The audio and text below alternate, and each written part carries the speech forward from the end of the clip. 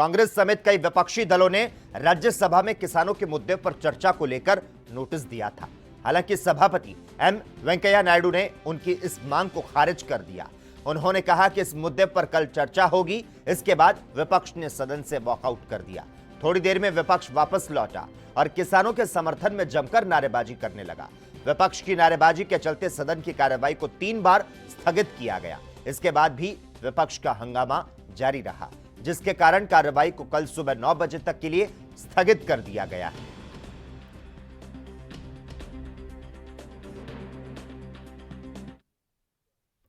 रक्षा मंत्री राजनाथ सिंह मंगलवार को बेंगलुरु पहुंच गए हैं। यहां वे हिंदुस्तान एरोनॉटिक्स लिमिटेड के दूसरे एलसीए के प्रोडक्शन लाइन का उद्घाटन करेंगे। एरो इंडिया शो के लिए रिहर्सल बेंगलुरु में हुई है। राजनाथ सिंह ने बताया कि कोविड-19 महामारी के कारण पैदा हुई चुनौतियों के बावजूद शो में लोगों की हिस्सेदारी प्रोत्साहित करने वाली है। पिछले माह सुरक्षा पर आयोजित कैबिनेट कमेटी की बैठक की अध्यक्षता प्रधानमंत्री नरेंद्र मोदी ने की थी। इसमें उन्होंने सबसे बड़े स्वदेशी रक्षा समझौते को मंजूरी दी थी। यह डील 48,000 करोड़ की है, जिसके तहत 83 एलसीए तेजस लड़ाकू विमान विकसित किए जाएंगे।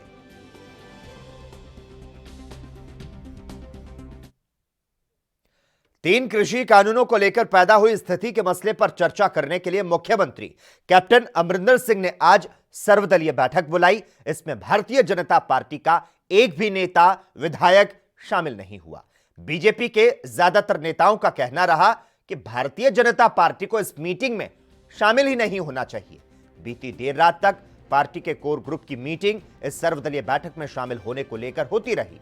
तो वहीं सीएम अमरिंदर सिंह ने सोमवार को ट्वीट करते हुए कहा, गणतंत्र दिवस पर हुई हिंसा की घटना के बाद दिल्ली पुलिस ने जिन किसानों के खिलाफ मुकदमे दर्ज किए, उनकी लड़ाई लड़ने के लिए पंजाब सरकार ने 70 वकीलों की एक टीम बनाई है।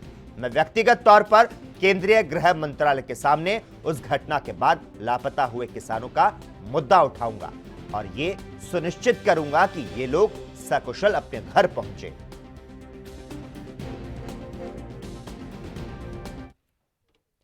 दिल्ली उत्तर प्रदेश के बीच स्थित गाजीपुर बॉर्डर एक किले में तब्दील हो गया। यहां हजारों किसान नए केंद्रीय कृषि कानूनों के खिलाफ विरोध प्रदर्शन कर रहे हैं। पुलिस ने प्रदर्शन स्थल पर कई स्तरों पर बैरिकेड लगाए और सुरक्षा बलों की भारी तैनाती की। गाजीपुर बॉर्डर पर प्रदर्शनकारियों की संख्या बढ़ती जा रही है।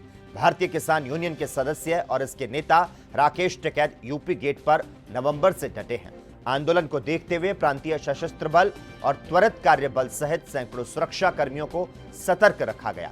स्थिति पर नजर रखने के लिए ड्रोन का उपयोग किया जा रहा है और वाहनों की जांच की जा रही है।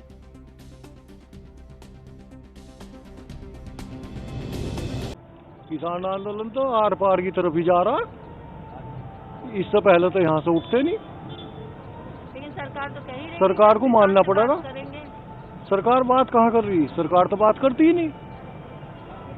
यही प्रस्ताव दिए सरकार ने, फिर भी झुके तो जो पहले ना होगी थी, जिनको मना होगी थी। आप लोग पहले दिन से ही यहाँ पर आए? पहले 26 में चले गए थे हम। हाँ।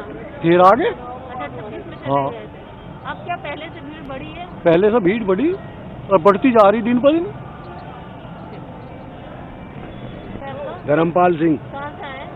भोकरडी, मुजफ्फरनगर। अच्छा, आप सब एक ही गाँव? हाँ। एक जगह से आगे। तो आप सभी 26 को चले गए थे? नहीं, हाँ 26 को चले गए थे, फिर आगे। क्यों 26 को आप लोग क्या जो? बस मका लिकट पिकट की दिखो परेड। फिर हमें पता नहीं था वो जो फिर किस्सा होया, फिर उससे ज्यादा दम पड़ गया किसानों में। अच्छा, अब तो हर गांव में पंचायत। कांग्रेस महासचिव प्रियंका गांधी वाड्रा कृषि कानूनों के खिलाफ विरोध प्रदर्शन करने वाले किसानों के प्रति लगातार एकजुटता दिखाने की कोशिश कर रही हैं। इस सिलसिले में वो लगातार केंद्र की नरेंद्र मोदी सरकार पर निशाना साध रही है। प्रियंका ने अब सुरक्षा बलों की बैरिकेडिंग का वीडियो शेयर करते हुए प्रधानमंत्री को घेरने की कोशिश की। प्रियंका गांधी ने जो 22 सेकंड का वीडियो ट्विटर पर शेयर किया और लिखा कि प्रधानमंत्री अपने किसानों से ही युद्ध की तैयारी कर रहे हैं। इस वीडियो में गाजीपुर बॉर्डर पर सुरक्षा बलों की तैनाती दिखाई देती है। कई लेयर की बैरिकेडिंग के बाद उसमें कंटीले तारों को लगाया गया है। इसके बाद कई लेयर में सुरक्षा बल तैनात किए गए हैं।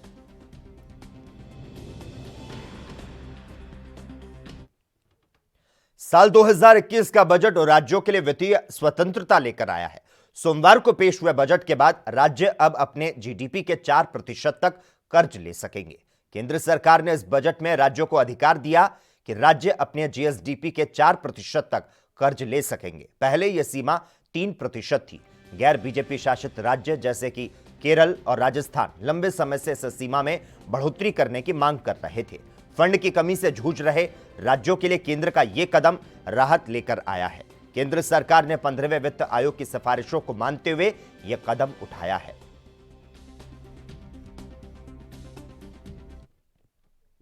सोमवार को बजट पेश होने के बाद आमजन से लेकर राजनेताओं ने अपनी अपनी प्रतिक्रिया दी और इस बीच वित्त राज्य मंत्री अनुराग ठाकुर ने कहा, बजट का समर्थन करने के लिए देश का आभार प्रकट करता हूं।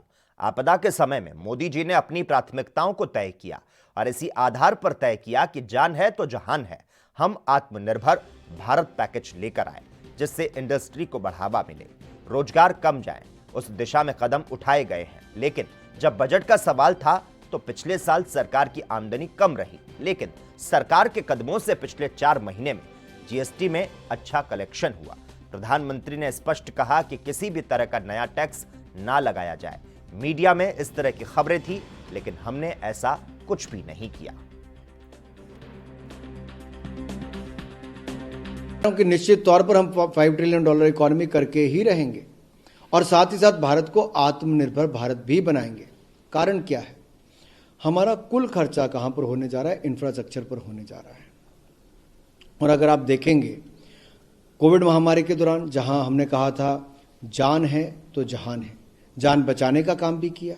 दुनिया भर में सबसे कम मृत्यु दर किन देशों में है तो उनमें एक भारत है और प्रधानमंत्री मोदी जी ने इसमें एक बहुत बड़ी भूमिका, एक अच्छा नेतृत्व देने का काम किया। इस बजट में हम प्रधानमंत्री आत्मनिर्भर स्वस्थ भारत योजना भी लाने जा रहे हैं। इसके ऊपर 64,180 करोड़ रुपया खर्च होगा। ये छोटी रकम नहीं है। इससे हेल्थ केयर का इंफ्रास्ट्रक्चर भी बढ़ेगा और स्वास्थ्य की सेवाएं भी पहुंचाई जाएंगी। इसके अलावा जैसे मैंने कहा वैक्सीन के लिए 35,000 करोड़ हो, जल जीवन मिशन के लिए 50,000 करोड़ रुपये से ज़्यादा का प्रावधान किया ताकि स्वच्छ जल मिल सके। और यही नहीं, प्रधानमंत्री जी क्योंकि संवेदनशील भी हैं, कोविड वैक्सीन एक नहीं 2 हमारे देश में ही बनाई गई और ये मेक इन इंडिया वैक्सीन को 100 से ज़्यादा देशों को भी। केंद्रीय बजट की घोषणा के बाद से प्रतिक्रियाओं का जो बाजार है वो लगातार गर्म है और इस बीच उत्तर प्रदेश के डिप्टी सीएम केपी मौर्य ने प्रतिक्रिया देते हुए विपक्ष के आरोपों पर पलटवार किया। जो इस बार का बजट है वह इस दशक के लिए बजट है और दशक की एक मजबूत नींव रखने का बजट है और इस बजट के माध्यम से जहां गांव गरीब किसान को ध्यान में रखा गया है, वहीं देश के सर्वांगीण विकास की दृष्टि से भी प्रावधान किया गया है और आने वाले समय में भारत विश्व का नेतृत्व करने वाला है।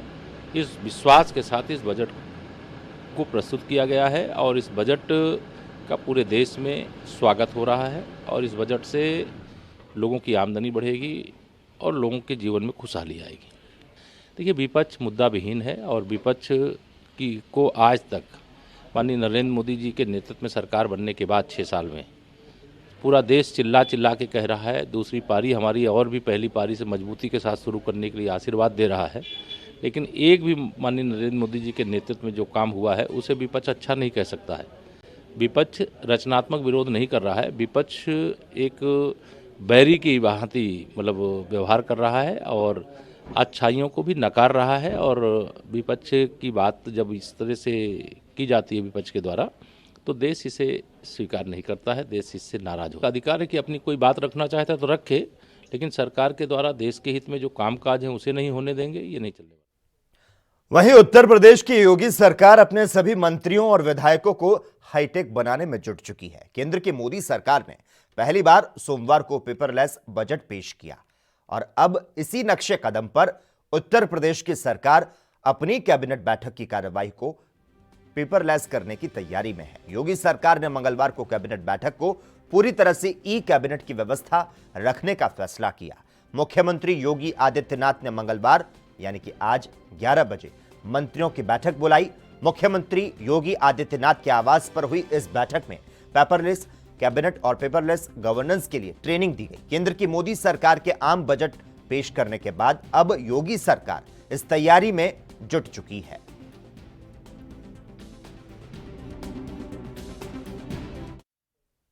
माना जा रहा है कि फरवरी महीने में शुरू हो रहे विधानसभा के बजट सत्र में योगी सरकार यूपी के बजट को पेपरलेस करने की तैयारी में है और इस पर सपा प्रवक्ता अनुराग भदौरिया ने प्रतिक्रिया दी, तो साथ ही केंद्रीय बजट पर अपनी राय रखी। सरकार बनी है, मंत्रियों को ट्रेनिंग ही दी जा रही है। कभी आईएम में ले जाके ट्रेनिंग दी जाती है, कभी अब आईपैड दिया जाएगा। आईएम गए हुए 4 साल हो गए, 4 साल पहले इनको ट्रेनिंग दी गई थी, अभी तक ट्रेंड ही नहीं हो पाए। 4 साल में जब मंत्री नहीं ट्रेंड हो पाए तब बताइए ये देश का विकास कैसे करेंगे? उत्तर प्रदेश की विकास जनता तक कब तक पहुंचेगा? भाई कमाल है भाई, इस सरकार का कुछ नहीं हो सकता। जहां पे मंत्री ट्रेनी होने में 4 साल लग जाएं, आईपॉड पहुंचने में मंत्री तक 4 साल लग जाए, तो सोचो जनता तक विकास पहुंचने में कितना साल लगेगा, इसका अंदाजा लगाया जा सकता। कल जब बजट चल रहा था तो मुझे ऐसा लग रहा था कि जैसे आवाज आ रही हो सेल सेल। और इसी बीच किसान नेता राकेश टिकैत क्या कुछ कह रहे हैं, सीधी तस्वीरें सामने आ गया। ये आंदोलन अक्टूबर और नवंबर तक चलेगा। तैयारी हमें अक्टूबर और नवंबर तक ही करनी है। ये आंदोलन अभी नहीं खत्म होने का। और जिस हिसाब से नौजवान आए हैं मेरे साथ, मैं धन्यवाद करता हूं, सलूट करता हूं उनको। ये आंदोलन नौजवान चलाएगा। इस आंदोलन में हम पिछले 35 साल से कहते हैं कि हम जाएंगे जंतर मंतर पे, हम पार्लियामेंट में जाएंगे, घुसेंगे पार्लियामेंट में। कोई घुसा पार्लियामेंट में? एक आदमी से कुआया गया वहां पे कि मैं लाल किले पर झंडा बांध दूंगा, उसको आगे बैठाया गया। उन नौजवानों को बहकाया गया, उनको रास्ता दिया गया कि पंजाब की कौम बदनाम हो, पंजाब के हमारे नौजवान बदनाम हो। उनको रास्ता दिया गया लाल किले तक। कोई लाल किले पर झंडा बांधता है? कोई हमने जितने भी विपक्ष के लोग हुए, जितने भी पार्लियामेंट में धरने जंतर मंतर हुए, 35 साल से हम हर बार कहते हैं कि हम पार्लियामेंट में जाएंगे। कोई पार्लियामेंट में गया? वो कौन सा गणित था कि जो हमारे पंजाब के नौजवानों को पहला फुसला के लाल किले का रास्ता बताया गया, वहां पर एक धार्मिक झंडा फरमाया गया, एक कौम को बदनाम करने की कोशिश करी गई, किसान कौम को गद्दार करवाने की कोशिश करी गई। ये नहीं होगा। इसका मुकाबला होगा। आंदोलन अक्टूबर तक चलेगा और अक्टूबर के बाद में आगे की तारीख छेड़ देंगे। और इस आंदोलन का जो सरे जागा, इस आंदोलन का सरे नए 8 जत्थेबंदी है। इस आंदोलन का जो देवता होगा, इस आंदोलन का देवता होगा जल, जो सर्वोत्तम से जलाया है। इसकी कहानी सुन लो क्या है। जो गुस्सा था लोगों का, जो तप था लोगों का, जो गुस्सा था, अगर यहाँ से आग बोल दी जाती तो क्या हाल हो। को जल में कन्वर्ट करा, जल में इकट्ठा करा, और वो जल यहाँ पे इकट्ठा करा हुआ है। ये जल गंगा जी में जाएगा, ये जल गुरुद्वारों के सरोवरों में जाएगा, ये जल चंबल की घाटी में जाएगा। का गुस्सा जो नौजवान का गुस्सा है, जो देश के किसान का गुस्सा है, हमने इसको जल में ग्रहण करा, यहाँ पर देखा है, इसको इकट्ठा करा, और इस गुस्से का पूर्ण रूप से जो त्याग है, इसका जो तासीर जो होती है, ये गर्म है, और इसको जल ही इसको स्रोत कर सकता है। इसको कोई मामूली जल मत मान लेना। अगर यहाँ से ये जल ले जाके और किसी गांव पर किसी नौजवानों पर छिड़क दिया ना, तो एक क्रांति आ जाएगी, क्रांति। इसको जल मत मान लेना। इस आंदोलन का मान रखा है जल ने। जिस तरह से सरोवर का जल, जिस तरह से जो सरोवर है हमारे गुरुद्वारों का जो जल आता है, तभी तो उसको पूछते हैं। कोई गंगा जल पूछता है, कोई मानसरोवर का जल पूछता है, कोई वहां से आता है जब हम इबादत करने जाते हैं, कोई वहां से जल लेकर आता है। और हमारे किसान के लिए भी जल ही सबसे महत्वपूर्ण है। अब हमको कसम खानी होगी कि जिस जल ने हमको बचाया है, हम उस जल का मान कभी नहीं गिरने देंगे, उसको व्यस्त नहीं करने देंगे। हम उसको नदियों नालों में हम बेवजह उस जल को नहीं बहाएंगे। हमको जल को संरक्षित कर। खबर दोपहर में खबरों का सिलसिला लगातार जारी रहेगा।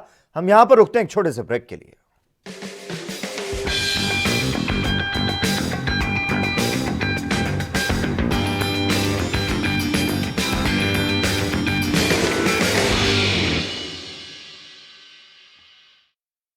क्या आप दुबले पतले कमजोर हैं? आपकी सेहत नहीं बनती, भूख कम लगती है, वजन नहीं बढ़ता, दरअसल मेन बात खाना पीना खाना नहीं है, मेन बात है खाया पिया लगना।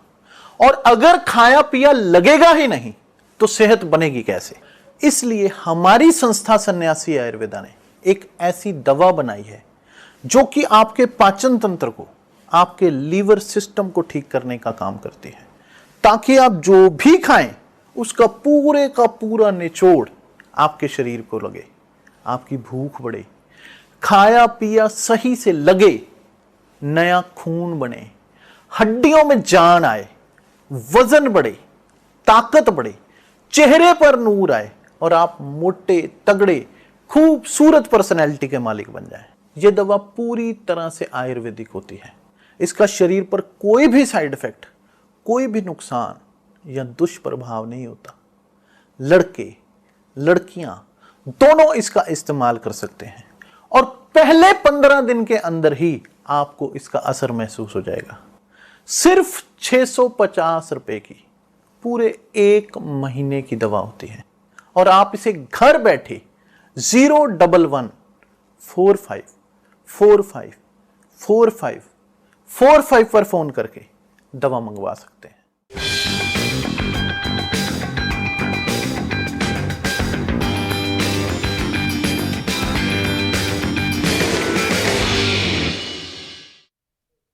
ब्रेक के बाद खबर दोपहर में एक बार फिर से आपका स्वागत है। खबरों की ओर रुख करें, लेकिन उसके पहले इस वक्त की बड़ी खबर तमाम दर्शकों को बता दें जो कि पंजाब से आ रही है।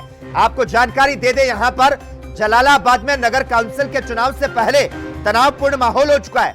नामांकन कराने पहुंचे नेता सुखबीर बादल पर हमला हुआ है। जलालाबाद में नगर काउंसिल का चुनाव हो रहा है। कल कांग्रेस और आम आदमी पार्टी कार्यकर्ताओं के बीच झड़प हुई और आज अकाली दल के प्रत्याशी का नामांकन था। नामांकन कराने के लिए खुद अकाली दल के प्रमुख सुखबीर बादल पहुंचे और जैसे ही सुखबीर बादल का काफिला जलालाबाद कोर्ट कॉम्प्लेक्स पहुंचा, वैसे ही यहां पर हंगामा शुरू हो गया। हर तरफ भगदड़ मच गई।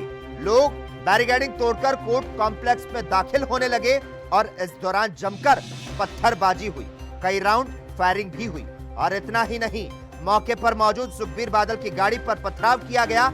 हालांकि जब पथराव हुआ तो वे गाड़ी में मौजूद नहीं थे, उन्हें सुरक्षा घेरे में दूसरी जगह रखा गया।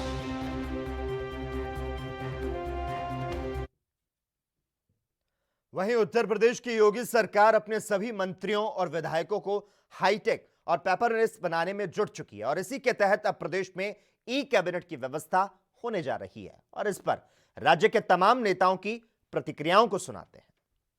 पेपरलेस किया जाना तो बाद में चर्चा कर लेंगे, लेकिन सरकार ने जिस तरह से अपने 4 साल के कार्यकाल में उत्तर प्रदेश को व्यापार लेस कर दिया, उत्तर प्रदेश को किसान आमदनी से लेस कर दिया, उत्तर प्रदेश को अपराध के संरक्षण में देकर अपराधियों को सुरक्षित कर दिया, तो मुझे लगता है बजट में सरकार कुछ देने की स्थिति थी नहीं। पिछली बजट पे मैंने कहा था कि सरकार हर बजट की फोटोकॉपी पेश कर रही थी, तो मुझे लगता है उस फोटोकॉपी करने में सरकार को आसानी हो जाएगी। चर्चा तो बहुत दिन से हम लोग कर रहे थे और आप सब लोगों को ध्यान होगा जब IIM में सभी माननीय मंत्रीगण और वहाँ के जो शिक्षक गण हैं उन लोगों के बीच में संवाद का कार्यक्रम चला 2 दिन का, तो उस समय ही ये निश्चित कर लिया गया था कि आने वाले समय में हम पेपरलेस कैबिनेट से लेकर और भी तमाम जो कागज़ पत्र से संबंधित चीज़ें होती हैं, हमारे डॉक्यूमेंट्स होते हैं, हम उसमें कमी लाएंगे और सारे सिस्टम को पेपरलेस करेंगे। आज उसी क्रम में श्रद्धेय मुख्यमंत्री जी ने हम सभी मंत्रीगणों को बुलाया है। एक छोटे से ट्रेनिंग का कार्यक्रम है, तो अच्छा है।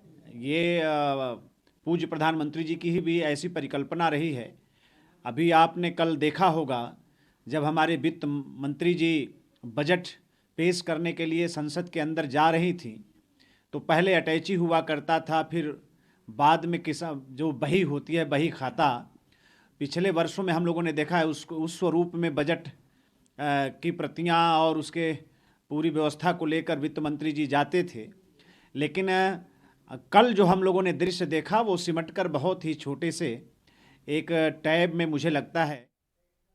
उधर महाराष्ट्र के गृह मंत्री अनिल देशमुख ने सोमवार को कहा कि राज्य सरकार पुणे में हाल में एल्गार परिषद के कार्यक्रम में कथित आपत्तिजनक भाषणों का पता लगाने के लिए सभी भाषणों की जांच करेगी और उसके बाद ही इस संबंध में कदम उठाएगी। और इस पर बीजेपी नेता राम कदम ने प्रतिक्रिया दी। जब से महाराष्ट्र में शिवसेना और अन्य दो दलों की सरकार आई है, तब से विगत कई दिनों में हिंदू समाज, हिंदू धर्म को अपमानित करने का दुर्व्यवहार लगातार चल रहा है। 3 दिन पूर्व पूना में एल्गार परिषद हुई। उस परिषद में नेताओं ने जिस अभद्र वाणी का, भाषा का प्रयोग किया, हिंदू धर्म को, हिंदू समाज को अपमानित किया, दो समाज को आपस में तोड़ने का, उनमें तनाव उत्पन्न करने का दुस्साहस किया। उसके बावजूद भी 3 दिन बीत गए, पर महाराष्ट्र की सरकार उन पर कार्रवाई नहीं कर रही। यह वही एल्गार परिषद है कि जिनके कारण अतीत में भी महाराष्ट्र की भूमि पर दंगे हुए थे और जांच के पश्चात पाया गया था कि अर्बन नक्सलवाद के साथ किस तरह से वे लोग जुड़े। महाराष्ट्र की सरकार किसे बचाना चाहती है? यदि आने वाले 48 घंटों में महाराष्ट्र की सरकार ने उन पर कार्रवाई नहीं की तो हमें जबरन सड़क पे उतरना होगा। अब हिंदू समाज। मध्य प्रदेश कांग्रेस के विधायक कांतिलाल भूरिया ने राम मंदिर निर्माण को लेकर किए जा रहे चंदे पर बयान दिया था कि भारतीय जनता पार्टी के लोग चंदा किए हुए पैसों की शाम को दारू पी जाते हैं। इसको लेकर विधानसभा अध्यक्ष रामेश्वरम शर्मा का बयान सामने आया। उन्होंने कांतिलाल भूरिया पर निशाना साधते हुए कहा, आप अपने गुरु दिग्विजय सिंह से पूछ लेते कि उन्होंने राम मंदिर के लिए क्यों चंदा दिया, क्योंकि वो जानते हैं कि राम को छोड़कर उनकी स्थिति हो गई। तो साथ ही उन्होंने कहा, हो सकता है सोनिया जी राम को ना समझें, लेकिन दिग्विजय सिंह से समझ लीजिए कि उन्होंने किस आधार पर चंदा दिया। कांतिलाल भूरिया जी, आपके जो गुरु हैं परम श्रद्धेय दिग्विजय सिंह जी, जो लीगी नेता कहलाते हैं, जो जिन्ना के हिसाब से देश में भाषण और अपना बौद्धिक और अपना वक्तव्य देते हैं, आप उनके शिष्य हैं। इसलिए गुरुजी से भी पूछ लिया होता कि दिग्विजय सिंह जी, आपको कौन भाजपा ने डरा कर धमका कर आपसे चंदा लिया? आपकी मजबूरी बनी और आपको लगा कि अगर राम को छोड़ते छोड़ते अब हमारी ये दुर्गति हो गई और अगर अब भी राम के काम में आप बाधाएं डाली तो दुर्गति होगी। इसलिए कांतिलाल भूरिया जी, हो सकता है सोनिया जी राम को ना समझें, पर आप दिग्विजय सिंह जी से समझ लो कि उनने किस आधार पर चंदा दिया। और राम जन्मभूमि के लिए चंदा नहीं, बल्कि हिंदू अपने तन मन धन से, और तो और छोड़ो, भिखारी जो दिन भर भीख मांगता है, उसने भी अपनी भीख में से निकाली हुई राशि को भगवान राम के भव्य मंदिर निर्माण के लिए दिया है। इसलिए श्रद्धेय कांतिलाल भूरिया जी और आपके जितने भी शिष्य हैं, उनको हमारी करबद्ध प्रार्थना है कि राम के प्रति आपकी आस्था हो तो दो, आपसे ले रहा। मध्य प्रदेश के झाबुआ के विधायक और पूर्व केंद्रीय मंत्री कांतिलाल भूरिया द्वारा राम मंदिर के चंदे को लेकर एक बयान दिया गया। विधायक भूरिया का कहना है कि भाजपाई राम मंदिर का चंदा लेकर शाम में दारू पी जाते हैं। उनके इस बयान पर प्रतिक्रियाएं आ रही है। नेहरू के वंशज इस देश में हर समय राम और राम मंदिर को विवाद में खड़ा करने के लिए आगे रहते हैं और उसी का परिणाम है कि आज कांतिलाल भूरिया जी ने ये शर्मनाक बयान दिया है। मैं उन्हें कहना चाहता हूँ, कांग्रेस के नेताओं को कहना चाहता हूँ, ये भाजपा का अभियान नहीं है और ये चंदा वसूली नहीं है। ये है कार सेवा उस स्थान के लिए जो हमारे आराध्य का जन्म स्थान है। राम हमारा भगवान है, राम हमारा मान है, राम हमारा सम्मान है, राम हमारे अस्तित्व का केंद्र है। इसलिए उस पर यदि प्रश्न चिन्ह लगाओगे तो बख्शे नहीं जाओगे। नेहरू और नेहरू का परिवार, ये 10 जनपद जो कि सोनिया गांधी कहीं ना कहीं और दूसरे धर्मों के लोगों को खुश करने के लिए राम को विवाद में खड़ा करना चाहती हैं, ये उनका प्रपंच है। वो कांग्रेस जिसने राम सेतु तोड़ने का षड्यंत्र रचाया, वो कांग्रेस जिसने राम के अस्तित्व को लेकर प्रश्न चिन्ह लगाया, वो कांग्रेस जिसने राम मंदिर की सुनवाई को देर से करने के लिए सुप्रीम कोर्ट में याचिका लगाई, उससे और क्या अपेक्षा कर सकते हैं। पर ध्यान रखिए, राम और हनुमान का गदा चलेगा तो बख्शे नहीं जाओगे। ये बात सत्य है अपनी जगह कि पहले भी बहुत बड़े पैमाने पर इन्होंने पैसा इकट्ठा किया था लेकिन वो पैसा कहाँ गया उसका आज तक हिसाब नहीं दिया। इसके बाद घर घर जाकर अब पैसा इकट्ठा कर रहे हैं। इनको किसने अथराइज किया है? इसका मतलब साफ है कि ये पैसे का दुरुपयोग होगा। भूरिया जी अपनी जगह पर सही बोल रहे हैं। लेकिन मंदिर के नाम पर पैसा इकट्ठा कर रहे हैं जाके शराब। देखिए, मंदिर के नाम पर ही सारा पैसा इकट्ठा हो रहा है, लेकिन उसका हिसाब जनता को नहीं दिया जा रहा। उसका हिसाब जनता को देना चाहिए कि हमने पहले इतना पैसा इकट्ठा किया था और यहाँ खर्च हुआ, और अभी हम ये जो पैसा इकट्ठा कर रहे हैं ये मंदिर में भिजवा रहे हैं या किसी दूसरी चीज़ में उपयोग कर रहे हैं, इसका जवाब देना चाहिए। लेकिन बीजेपी का कहना है राम विरोधी मानसिकता है, जिसकी वजह से कांग्रेस पार्टी भी भगवान राम में आस्था रखती है और उनके ही पद चिन्हों पर चलती है और उनको हमेशा उनके चरणों में प्रणाम करती है। हम भगवान राम के सबसे अच्छे और सच्चे भक्त हैं। इतने बीजेपी वाले भी नहीं होंगे। ये बीजेपी वाले भगवान राम के नाम से चंदा इकट्ठा करते हैं। हम वाकई में भगवान राम के।